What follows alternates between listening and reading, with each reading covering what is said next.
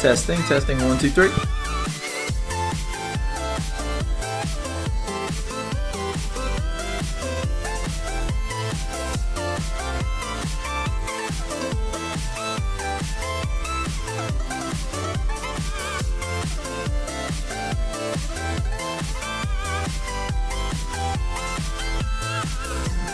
All right.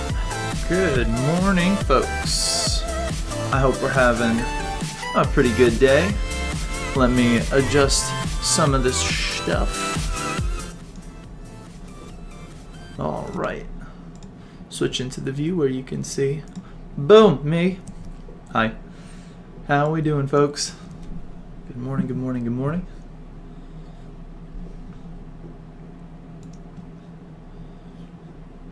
Let me stop the live playback. All right, I got the chat open. I got it all going on. So, good morning, folks. Just quickly wanted to throw this up. This is something that was released. I know it's kind of similar to what they've put out before, but just a little bit more clarification. This came up in one of their videos, and I thought it would be good to share. So, just to reiterate what the AP exam is going to look like, and then or I should say, that again is on the 18th of next month. So we have just over a month to practice these FRQs, get into the type of kind of questions that they might be looking for, and, get ready to do well on the test. So, exam timing, 25 minutes to read and respond to question 1, 5 minutes to upload their response. After uploading the response to question 1, you'll have 15 minutes to respond to question 2, and an additional 5 minutes to upload their question 2, or response to question 2, rather. Once their response to question 1 has been submitted, they cannot go back. So here is, again, similar to what we saw before about the timing, but this is when they get a little bit more into the detail. So, the first question, the 25-minute one. Question 1 presents students with an authentic environmental scenario accompanied by either a model visual representation or quantitative data, and may assess students' ability to describe and or explain environmental concepts, processes, and models presented in written format, analyze visual representations or data, analyze research studies that test environmental principles, describe environmental problems and or potential responses. So again, design and investigation, we were looking at this with experimental design, but here it says corresponding free response question type, FRQ1. So 2020 question 1 has been lengthened from an FRQ as described in the 2019-20 course and exam description in order to fit the 25-minute working period. So they took what they were already going to use and just kind of lengthened it. Students will not be asked to provide nor be granted points for providing basic definitions. Rather, the question will focus on environmental concepts, processes, and models, and how they interrelate and apply to environmental scenarios. Okay, and then the second one, question 2 presents students with an authentic environmental scenario accompanied by either a model visual representation or quantitative data, and may assess students' ability to describe and or explain environmental concepts, processes, and models presented in written format, analyze the data, propose or justify solutions to environmental problems. This corresponds with the 2 FRQ. We'll go over what each of these is later, but there's like FRQ 1, 2, and 3 that we had slated to do, and those come with their own kind of set of what they were looking for. So I'll get something on that after we go through the rest of chapter 15, just to look at FRQ1 and FRQ2. Students will not be asked to provide nor be granted any points for basic definitions. Again, you've got to be connecting the dots. So very, very similar to what we saw before, but it's cool that they told us the type of FRQ, and again, that'll help when we look at what those types of questions look like. So anyway, here we go, folks. So bam. We are taking a look at ozone once again. But this time we are not talking about ozone that is in the troposphere. If you recall, we were talking about pollution, right? All that smog that was accumulating at near ground level, the troposphere. We're talking about up above. So ozone in the troposphere and the stratosphere are very different in the sense that we care about where it lands for very good reasons. So it's the same stuff, but stratospheric ozone is beneficial to life instead of being detrimental. So stratospheric ozone layer exists roughly 45 to 60 kilometers above Earth. Ozone has the ability to absorb ultraviolet radiation and protect life. So we know that if you go out in the sun for too long, it can damage your skin, it can lead to like skin cancer, things like that from all that UV radiation. So the stratospheric ozone acts as a blanket to buffer that out, and so we can go outside and it's not as dangerous to do so. The ultraviolet spectrum is made up of 3 increasingly energetic ranges. That's the other thing, right? Regular visible light is less energetic than this ultraviolet light, and that's why it, in part, has these deleterious or dangerous effects on your skin, right? It has too much energy. So when they hit the ozone, it is going to get absorbed, and those are 3 different bands, which are all 3 different wavelengths of this UV radiation. You've got A, B, and you have C. So if you take a look at this picture, this shows you how the ozone layer interacts with these things. C being the most energetic, and that's why it's in dark red compared to the A and B. So some is going to get through, right, of the A and B, but C is usually blocked out pretty well. Now, noticing that the B and C is getting absorbed in that ozone layer, well, what's exactly going on? This is what is interacting with the stratosphere. So UVC radiation breaks the molecular bond holding an oxygen molecule together. So this is C, this is the most energetic. So that O2 is having the UVC radiation hit it and splitting into 2 free single oxygen molecules, or sorry, atoms. A free oxygen atom is produced in the first reaction and encounters an oxygen molecule, so this is atmospheric O2, and they can then form ozone. So because of that UVC, it's going to break the atmospheric oxygen apart, so you get the free oxygen atoms, they'll bind, they'll make ozone. That's how it forms. Both UVB and UVC radiation can break a bond in this new ozone molecule though, so I don't know why this is stuck at the bottom. Come on now.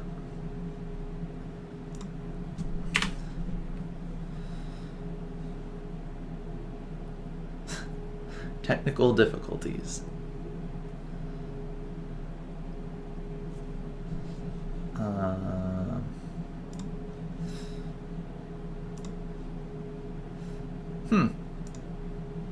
Super strange.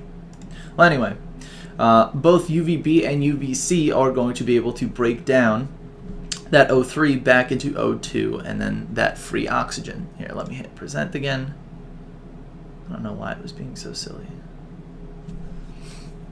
There we go.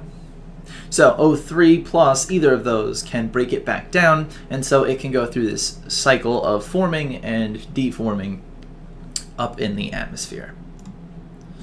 So the breakdown can also happen from chlorine. Now chlorine is something that is present in something called fluorochlorocarbons. It's something that's, was used a lot in manufacturing and some different, things that would be used as accelerants like sprays. So when chlorine is present in those, and also it has to be really cold for these things to really take effect, which is what it was talking about in the chapter with the ozone holes in Antarctica. But it can attach to an oxygen atom in an ozone molecule to form chlorine monoxide and O2. So O3 interacts with this chlorine, it steals one of those oxygen atoms, says bye-bye, and leaves the atmospheric oxygen. But the issue is the next part. The chlorine monoxide molecules react with a free oxygen atom, which pulls the oxygen from the chlorine monoxide and produce a free chlorine again. So it's not that it takes that one oxygen, hangs on to its buddy and says, okay, I'm good. What it does is it keeps getting free and it keeps breaking the ozone down into atmospheric oxygen. So it continuously is going to rip one oxygen from an O3 and then donate it to a free oxygen atom to get free again. And so it's just going to continue to break down and break down and break down the ozone. So a single chlorine atom can catalyze the breakdown of as many as 100,000 ozone molecules until finally one chlorine atom finds another and the process is stopped. So it'll make Cl2. In the process, the ozone molecules are no longer available to absorb incoming UVB radiation, and as a result, the UVB radiation can reach Earth's surface and cause harm to biological organisms. So not a great thing, and again, it's like a really quick runaway effect. If a bunch of that chlorine is available, it will continuously break these things down until it finally finds something that it does want to attach to and be stable with for a while. So this was the graph that was in your textbook showing the depletion of the ozone layer. It's rebounded a little bit from some of its huge plummets, but this was talking specifically about this concept of these chlorofluorocarbons during specifically the springtime for the southern hemisphere, how the chlorine would be released from the ice. It was like stuck to the ice, bonded to it, and when the first melting came from spring, they would all be released and they would chew away all of the ozone. So this is why it looks so spiky.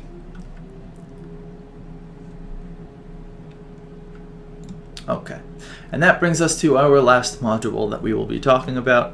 So this is talking about indoor air pollution as opposed to all this outdoor air pollution. So indoor air pollution is a significant hazard in developing and developed countries.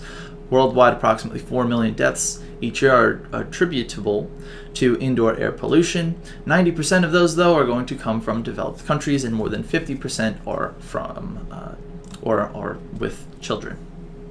So the specific pollutants that we're looking at here are going to be carbon monoxide, asbestos, radon, and then the VOCs, which we had mentioned before.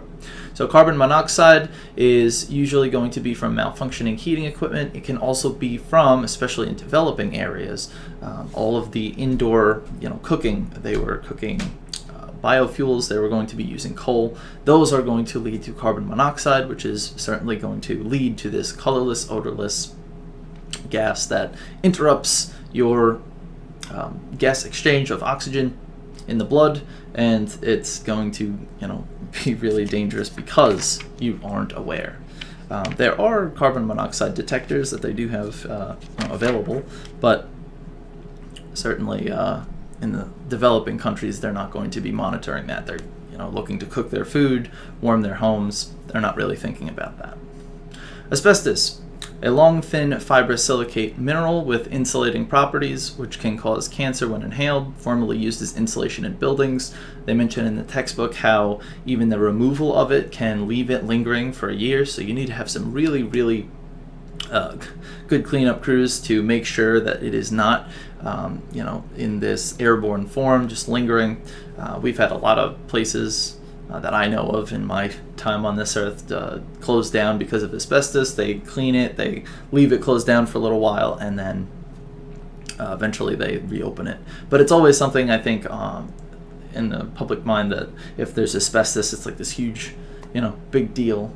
I don't know if you've ever heard of it, like in maybe like an old library or something like that, but it's definitely something the public is aware of at this point. Radon that seeps into homes through cracks in the foundation. It originates in rocks, and it's radiation, so it can lead to cancer. It can lead to other effects, so you really don't want your house to be having that issue of radon leaking in. And then VOCs used in furniture, paint, and building materials. It's an irritant. We talked about VOCs before with making the photochemical smog, but when you're around it, think about the overwhelming smell of gasoline, right? When it's evaporating, some people like the smell, but if you are around that for a long time, it's definitely they say it's an irritant, right? It definitely can give you a headache, make you feel kind of woozy if you're around it for too long. So that's the idea. So here is a picture showing in a developed country all the different things that could be considered indoor air pollution. We'll start at the top left. Household products can have VOCs. That comes from pesticides, paints, and cleaning fluids. Fireplaces and stoves can create particulate matter, also carbon monoxide, which they don't have listed here. Leaky or unvented gas and wood stoves and furnaces, there we go, can have the carbon monoxide. Uh-oh, the mouse thing is back. You can have the rocks and soil beneath your house give off that radon, especially if there's a crack in your foundation. Floor and ceiling tiles, pipe insulation can have asbestos. The oil paint can have lead in it.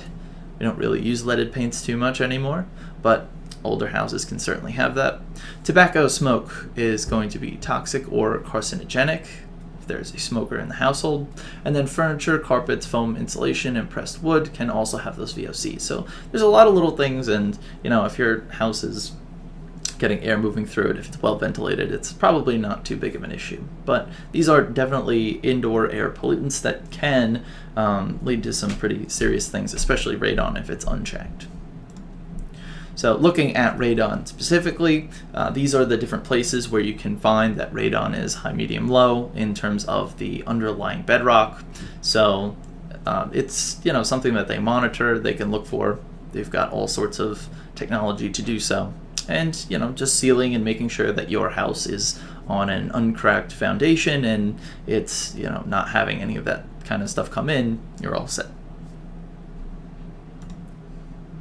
So lastly, VOCs in home products, reasons for sick building syndrome. So when you have a building that is new, when you have something that's shiny, brand new, and you let people in, there could be this sick building syndrome, which is all the chemicals that were used to clean. You could have new carpets and new furniture, these kinds of things. They all have that outgassing. So the VOCs, and I had mentioned this before, like if you've ever had anything that was like made of memory foam, the first day or 2 or 3, it gives off kind of a funky smell, and eventually it goes away. But that is that off-gassing period. This, if you have brand new carpets, could definitely leave like that lingering funk, that like weird chemical new carpet smell. And that mixed with all the other things going on in like this new building could certainly lead to this sick building syndrome, which is where people get headaches, they feel kind of strange, they sometimes have difficulty breathing. And so we can trace this back to inadequate or faulty ventilation, trying to get rid of all the off-gassing products, chemical contamination from indoor sources, chemical contamination from outdoor sources, and biological contamination from outside or inside. So that is just a general overview, and I found this video about what is sick building syndrome. If you want to take a look at that right after we're done, that would be pretty cool. But they go kind of in detail about all the ways that this kind of thing can happen. So, if you have any questions, that's really it for the notes. It was 2 really short modules.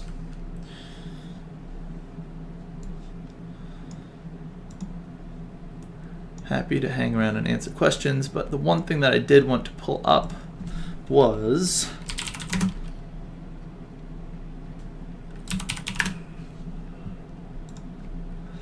looking at those questions 1 and 2. Give you guys a better idea of what is on the test. So I'm gonna get that up in a moment. If you guys want to ask some questions, that would be cool.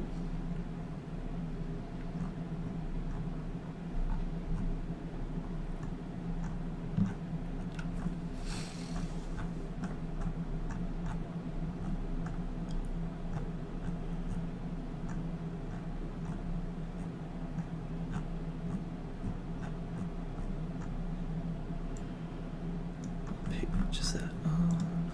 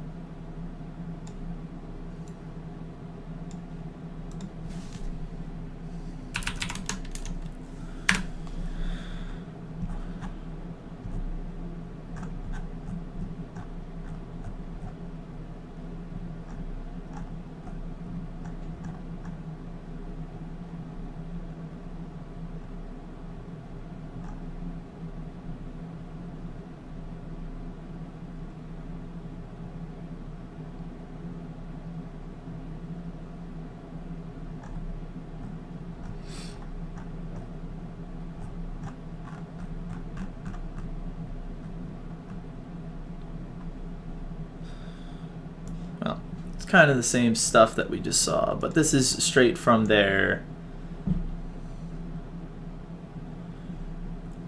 Class CED, which again says basically the same information.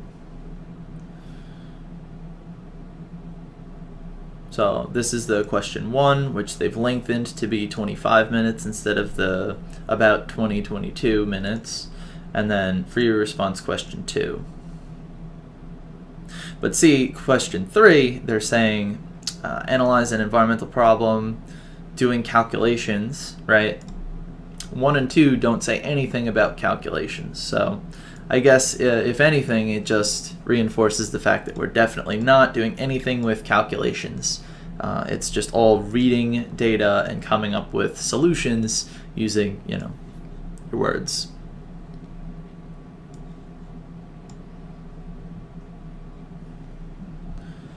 So anyway, folks, if there's any questions, let me know. But other than that, that's really all I have for you. I'm going to post something later for you in Google Classroom. Something to get you thinking about experimental design, I think. Then obviously my office hours are 12 to 12:45. But yeah, folks, that's pretty much it.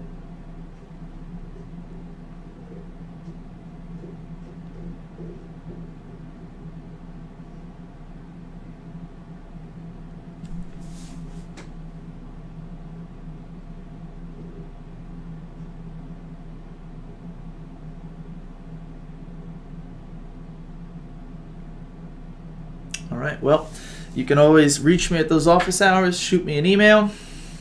I'll be happy to answer. Have a good day, and I'll catch you later.